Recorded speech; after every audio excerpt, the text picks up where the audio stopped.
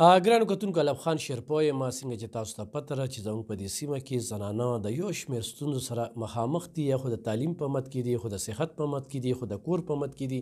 خو چې کوم سیلاب راغلی دی، نو په دغه سیلاب کې د ډیرو زنانو فصلونه خراب شوي دي، چې کونډې دي، خپل له لوټې مالک وو.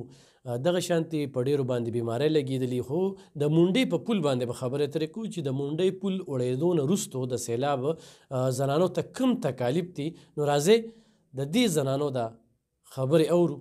بیا الله رسره ډېر خو کوم ته اسانه شوله، لارم په دې طرف باندې د پلارګانې ټول هر څه بس په دې طرف باندې ځو راځو. تکلیف راته ډېر زیات په کښتو کې. خمورې درد ووایه چې دا پل جوړ نه و نو مخکې به څه کې تلې او څومره تکلیف و درته؟ ډېر راته تکلیف و که نه. او څه کې به تلې؟ دغه لاول خو چې را پل و، په دې پل باندې دغه بس بیا را کښتۍ شولې، خو تکلیف راته ډېر زیات په کښتو کې. او کښتو کې به فرید لږ ونه پیسې به نه پیسې به رانه اخېستلې روپۍ. څو روپۍ به درنه اخېستې؟ 1.5 او ټیم به هم څومره ضایع کېده؟ والله بس ټیم دغه شانتې به ونه و. ټیم به هم ډېر خرابېده. ټیم به خرابېده. او دا خلکو چې دا کار وکړو نو دعا به ورته کوي خو نه کوي.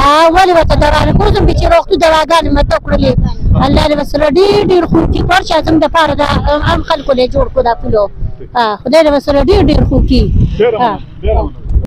ګرانو کتونکو، تاسو دغه زنانه خبرې واورېدې چې دا په دغه پل باندې ډېر په مشکل سره تېرېږي. خو د هغې خلکو یې ډېره شکریه ادا کړه، کوم خلکه چې دا اپنی مدد آپ سره جوړوي. په دې کې د بازی میاګان میا آفتاب صاحب هغه د نورو سره میاګانو د علاقې د خلکو سره اپنی مدد آپ چې کوم دی، نو دا پل جوړوي. په دې باندې دا تختې لګوي، او دې لپاره نه چې موږ پرې چا نه پیسې واخلو، بلکې دې دپاره چې موږ پرې د خلکو مدد وکړو، خلک ته اسانتیاګانې راشي.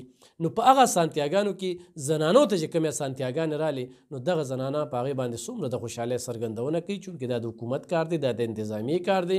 خو دغې خلکو د دې ولس دې تکلیف ته وکتل، او دغه زنانو دغه تکالیف مد نظر رکھتے ہوئے دا اهم قدم چې کوم دی هغه پورته کړ. نو دا هم د سره یو پروګرام شریک کو. ډېره مننه، خوشحاله اوسئ.